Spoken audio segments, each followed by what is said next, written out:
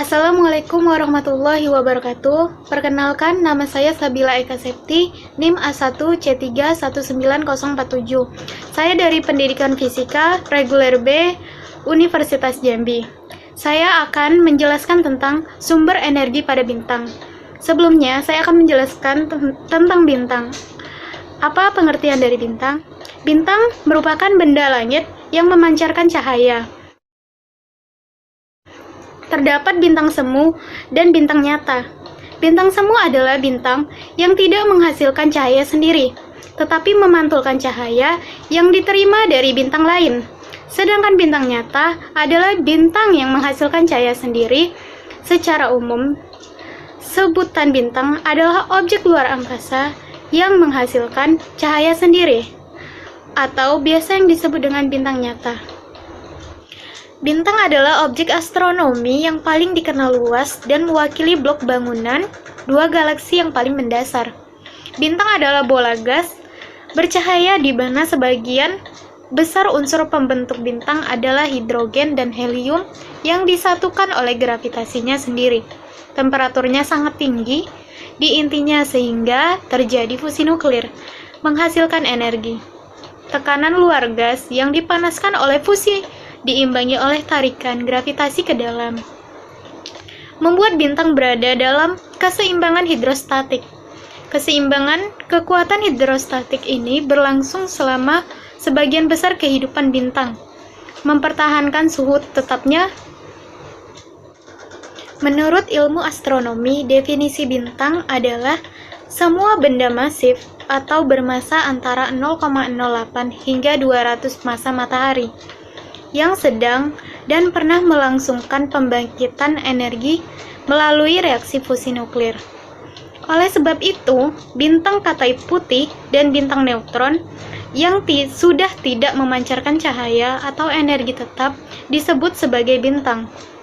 Bintang terdekat dengan bumi adalah matahari pada jarak sekitar 149.680.000 km, diikuti oleh Proxima Centauri dalam rasi bintang Centaurus berjarak sekitar 4 tahun cahaya.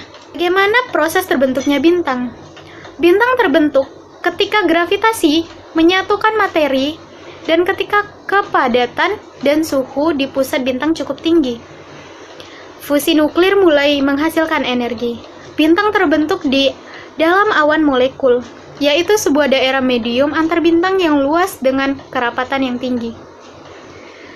Gravitasi mengambil peranan penting dalam proses pembentukan bintang. Pembentukan bintang dimulai dengan ketidakstabilan gravitasi dalam awan molekul yang dapat memiliki massa ribuan kali matahari. Ketidakstabilan ini sering terjadi oleh gelombang kejut dari supernova atau tumbukan antar dua galaksi. Sekali sebuah wilayah mencapai kerapatan materi yang cukup memenuhi syarat terjadinya instabilitas Jens, awan tersebut mulai runtuh di bawah gaya gravitasi sendiri. Begitu awan akan runtuh, akan terjadi konglomerasi individual dari debu dan gas yang padat yang disebut sebagai globula Bohr. Globula Bohr ini dapat memiliki massa hingga 50 kali matahari. Runtuhnya globula membuat bertambahnya kerapatan. Pada proses energi gravitasi diubah menjadi energi panas sehingga temperatur meningkat. Ketika awan protobintang mencapai keseimbangan hidrostatik, sebuah protobintang akan terbentuk di intinya. Bintang praderet utama ini seringkali dikelilingi oleh piringan protoplanet.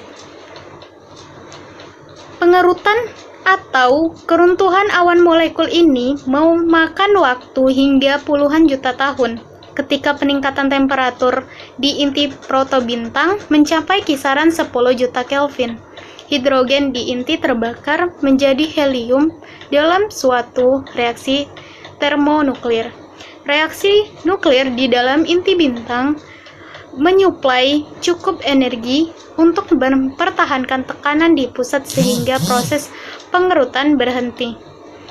protobintang kini mulai kehidupan baru sebagai bintang deret utama. Dari mana sumber energi pada bintang itu berasal?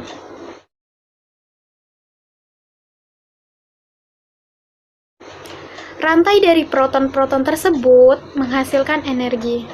Jadi pada pusat matahari memproduksi energi melalui fusi hidrogen menggunakan serangkaian reaksi nuklir yang disebut dengan rantai proton-proton. Reaksi harus dimulai dengan penggabungan dua proton. Proton adalah inti atom hidrogen, bermuatan positif dan saling tolak-menolak dengan gaya yang disebut dengan penghalang Coulomb. Akibatnya, rantai proton-proton tidak dapat terjadi secara efisien jika suhu gas lebih rendah dari sekitar 10 juta Kelvin. Tabrakan kecepatan tinggi diperlukan untuk menembus penghalang Coulomb, dan kecepatan tinggi berarti suhu tinggi. Bahwa gas itu harus padat jika rantai proton-proton menghasilkan energi yang signifikan. Perpaduan dua proton tidak mungkin, sehingga sejumlah besar tabrakan diperlukan untuk menghasilkan beberapa reaksi fusi.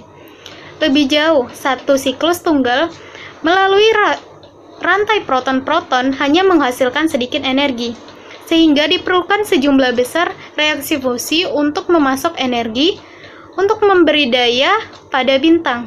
Akan ada sejumlah besar reaksi fusi hanya jika kepadatan gas tinggi. Itulah sebabnya rantai proton-proton menghasilkan energi hanya di dekat pusat matahari, di mana suhu dan kepadatan tinggi. Faktanya hanya sekitar 30% massa matahari yang sebenarnya cukup panas untuk mendukung fusi. Sisa massa terlalu jauh dari pusat dan tidak cukup panas. Jadi, bagaimana jalur reaksi fusi nuklir dapat berlangsung? Berbagai reaksi fusi nuklir yang berbeda berlangsung dalam inti bintang, sebagai bagian dari nukleosintesis bintang, dengan berlangsung atau dengan bergantung pada massa dan komposisinya. Massa bersih inti atom yang terfusi lebih dari jumlah massa inti-inti atom pembentuknya. Massa yang hilang ini dilepaskan sebagai energi elektromagnetik sesuai dengan hukum kesetaraan massa energi di mana E sama dengan mc². Proses fusi hidrogen adalah proses yang peka suhu. Sedikit saja peningkatan suhu inti akan menyebabkan peningkatan laju fusi yang cukup besar. Akibatnya, suhu inti bintang-bintang deret utama hanya bervariasi dari 4 juta derajat Celcius untuk bintang kelas M kecil hingga 40 juta derajat Celcius untuk bintang kelas O yang masif. Dalam bintang masif, unsur-unsur yang lebih berat dapat juga dibakar di dalam inti yang mengerut lewat proses pembakaran neon dan proses pembakaran oksigen. Tahapan akhir proses nukleosintesis bintang adalah proses pembakaran silikon yang mengakibatkan dihasilkannya isotop berisi 56 yang stabil. Setelah itu reaksi fusi tidak dapat diteruskan lagi kecuali lewat proses endotermik, sehingga energi yang lebih banyak hanya dapat dihasilkan lewat runtuhan gravitasi. Inilah contoh yang menunjukkan waktu yang dibutuhkan bintang bermassa 20 kali massa matahari untuk menghasilkan seluruh bahan bakar nuklirnya.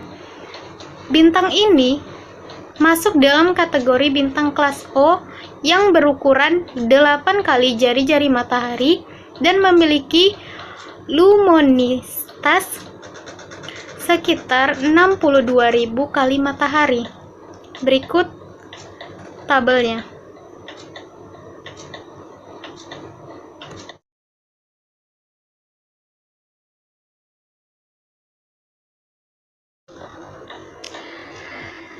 Sekian video dari saya, semoga bermanfaat.